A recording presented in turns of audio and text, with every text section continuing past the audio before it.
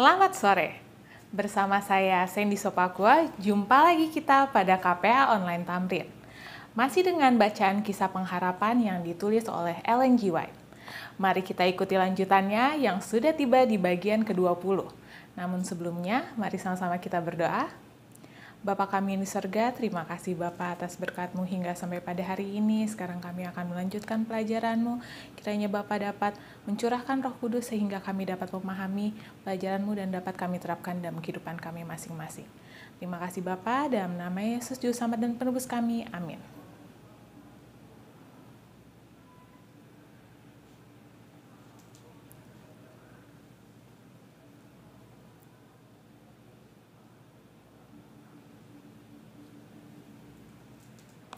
Tindakan kedermawanan Maria menyinggung karakternya yang tamak dan membuatnya marah. Hal ini menyediakan jalan untuk pencobaan setan yang sudah siap sedia diterima oleh Yudas.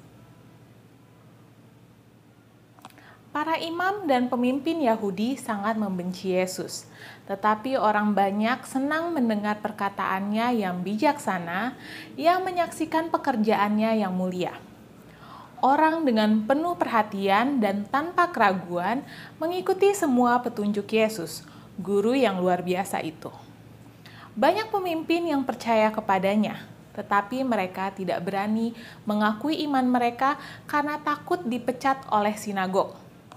Imam-imam dan tua-tua memutuskan bahwa sesuatu harus dilakukan untuk menarik perhatian orang banyak dari Yesus. Mereka merasa cemas bila mana orang banyak percaya kepadanya. Hal itu akan membahayakan mereka. Mereka harus memilih kehilangan posisi mereka atau membunuh Yesus. Namun, sesudah mereka membunuh Yesus, mereka harus menghadapi pemberontakan orang banyak yang menaruh percaya kepada kuasanya. Yesus sudah membangkitkan Lazarus dari kematiannya. Mereka khawatir apabila mereka membunuh Yesus, maka Lazarus akan menyaksikan kuasanya yang mulia itu. Orang merasa takjub menyaksikan orang dibangkitkan dari kematiannya, sehingga para penguasa memutuskan untuk membunuh Lazarus juga. Kemudian mereka akan mengalihkan perhatian mereka kepada tradisi-tradisi dan doktrin-doktrin manusia, persepuluhan, dan kembali mempengaruhi mereka. Mereka setuju menangkap Yesus ketika dia sendiri, karena jika mereka menangkap dia di depan orang yang ramai, yang sangat mempercayai dia, mereka akan dilempari batu.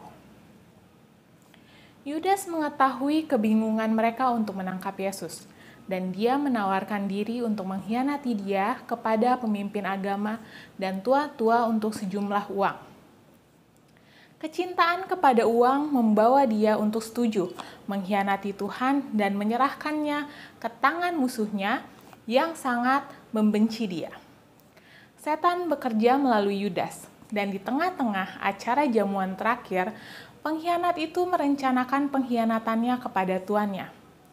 Yesus dengan perasaan sedih mengatakan kepada murid-muridnya bahwa mereka semua akan menderita malam itu oleh karena dia. Tetapi Petrus dengan bersemangat menyatakan bahwa walaupun murid-murid yang lain tergoncang imannya oleh karenanya, itu tidak akan terjadi kepadanya. Yesus berkata kepada Petrus, "Simon, Simon, lihat iblis telah menuntut untuk menampi kamu seperti gandum, tetapi aku telah berdoa untuk engkau supaya imanmu jangan gugur. Dan engkau, jikalau engkau telah insaf, kuatkanlah saudara-saudaramu." Lukas 22 ayat 31 dan 32. Di taman, Yesus bersama-sama dengan murid-muridnya berada di Taman Getsemani. Dengan kesedihan yang mendalam, dia berkata kepada mereka untuk berjaga-jaga dan berdoa supaya mereka tidak mendapat pencobaan. Dia mengetahui iman mereka akan dicobai dan pengharapan mereka akan dikecewakan. Dan mereka membutuhkan kekuatan yang mereka dapat miliki hanya melalui doa yang sungguh-sungguh dan berjaga.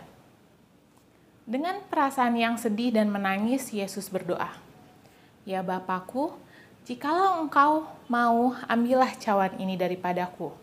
Tetapi bukanlah kehendak-Ku, melainkan kehendak-Mu yang terjadi."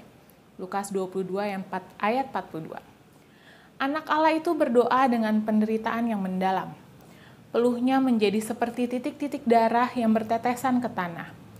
Malaikat melayang-layang di atas tempat itu dan menyaksikan pemandangan yang menyedihkan itu. Tetapi hanya satu yang ditugaskan untuk pergi dan memberikan kekuatan kepada anak Allah itu di dalam penderitaannya. Sesudah Yesus berdoa, dia mendatangi murid-muridnya. Tetapi mereka sedang tidur. Pada saat yang sangat mengerikan itu, dia tidak mendapat simpati dan doa-doa bahkan dari murid-muridnya. Petrus yang sangat bersemangat beberapa waktu sebelumnya sangat nyenyak tidurnya. Yesus mengingatkan dia dengan perkataan positif dan berkata, "Tidakkah kamu sanggup berjaga-jaga 1 jam dengan aku?" Matius 26 ayat 40. 3 kali anak Allah itu berdoa dengan perasaan sedih yang mendalam. Yudas mengkhianati Yesus. Kemudian Yudas datang bersama serombongan serdadu. Dia mendekati tuannya seperti biasa untuk memberi salam kepadanya. Para serdadu itu mengelilingi Yesus, tetapi dengan dipenuhi dengan kuasa ilahinya dia berkata, "Siapakah yang kamu cari? Akulah dia."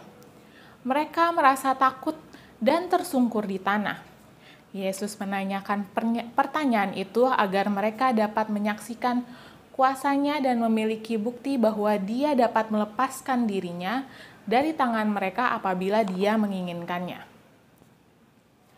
Murid-murid mulai berharap kembali ketika mereka melihat orang banyak yang membawa pedang tiba-tiba tersungkur ke tanah. Tetapi dengan segera mereka bangkit dan kembali mengelilingi anak Allah, sehingga Petrus menghunuskan pedangnya dan menebas telinga hamba imam besar itu.